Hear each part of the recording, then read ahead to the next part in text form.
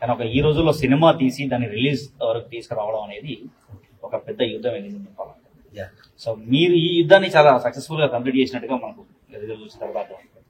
కాకపోతే మీరు ఈ యుద్ధం చేస్తున్న టైంలో, ముఖ్యంగా ఈ సినిమా షూటింగ్ టైంలో కావచ్చు, స్టోరీ ఒకటి రాగానే సినిమా కాదు కదా, కాస్టింగ్ దగ్గర నుంచి మొదలు పెట్టుకొని కాస్టింగ్ క్యూని రెడీ చేసుకోవడం, ముఖ్యంగా సినిమాకి సినిమాటోగ్రఫీ, మ్యూజిక్ ఇవన్నీ కూడా చాలా అవసరం. వీళ్ళందరికీ సంబంధించిన టెక్నీషియన్స్ సిద్ధం చేసుకోవడం, ఇదంతా ఒక పెద్ద ప్రాబ్లం, అంటే ప్రీ ప్రొడక్షన్ అవుతుంది.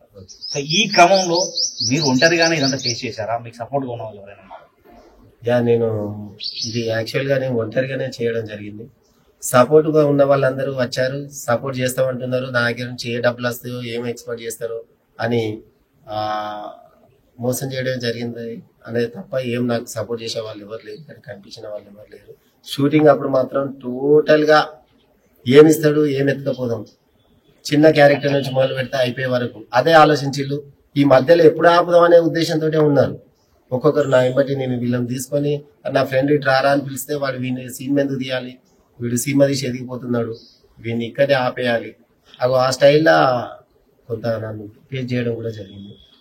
పక్కన ఉన్న వాళ్ళే మిమ్మల్ని ఇబ్బందులు పెట్టి చాలా చేశారు సార్. అయినప్పటికీ కూడా సార్ మీకు అంటే ఎలా, ఇప్పుడు నా ఉద్దేశం ఏంటంటే, మీరు ఒక చిన్న మారుమూల గ్రామం నుంచి వచ్చినండి, మీరు ఒంటరిగా పోరాడుతున్నప్పటికీ సో ఒక పలానా కెమెరామెన్ లేదా పలానా మ్యూజిక్ డైరెక్టర్ కావాలి అంటే ఇదంతా నాలెడ్జ్ మీకు ఇంతకు ముందు ఉందా, లేకపోతే ఎవరన్నా సపోర్ట్ చేశారా, లేకపోతే ఎవరన్నా సజెస్ట్ చేశారా వీళ్ళ టెక్నీషియన్స్ చేసుకోవాలి, అదే హీరోయిన్ కావచ్చు, వీళ్ళందరినీ కావచ్చు, ఎలా ఈ క్రూ అంతా ఎట్లా మీరు చేస్తున్నారు అంత ఒంటరిగా వెళ్తూ? అంటే నాకు చిన్నప్పటి నుండి కష్టాలతో పే చేసిన వ్యక్తిని.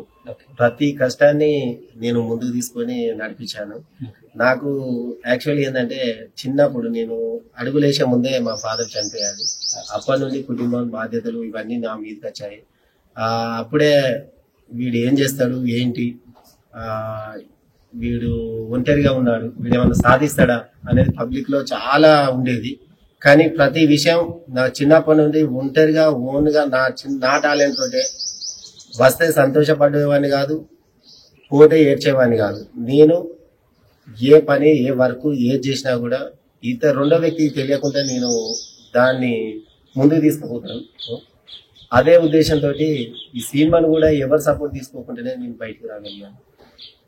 ఈ సినిమా కూడా నేను తీసే పరిసర ప్రాంతాల్లో కూడా పక్క వాళ్ళకు కూడా తెలియకుండా చేశాను. అయ్యో వీడు హీరోనా, వీడు సినిమా తీస్తాడా, వీనికి ఎందుకు, ఇదే స్టైల్లో మన ఏమన్నా ఇన్వైట్ చేస్తే అదే చెప్పేవాళ్ళు.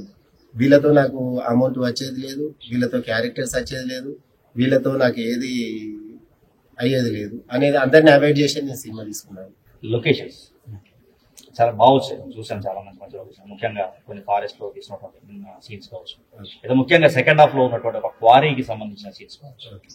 ఇవన్నీ మీరు ఎక్కడ తీశారు ఈ సినిమా షూటింగ్ అంటే? ఏ ప్రాంతాల్లో తీశారు? నేను టోటల్ వరంగల్ ప్రాంతాన్ని తీసుకున్నాను. నేను పుట్టి పెరిగిన పరిసర ప్రాంతాలు వరంగల్.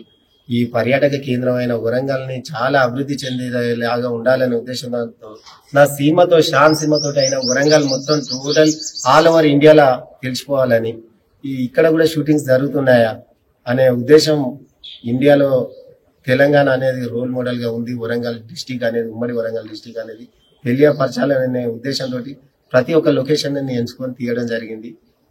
నా ద్వారానైనా పర్యాటక ప్రాంతంగా ఎదగాలనే ఉద్దేశంతో పాకాల గాని, రామప్ప గాని, లక్నవరం గాని, భీమునిపాదం గాని, ఏడుపాయలు గాని, ఇవన్నీ మంచి మంచి పర్యాటక కేంద్రాలను ఎంచుకొని తీయడం జరిగింది. యాక్చువల్ గా ఇది తీగలవేణి, గూడూరు దగ్గరలో తీగలవేణి దగ్గర తీశాను.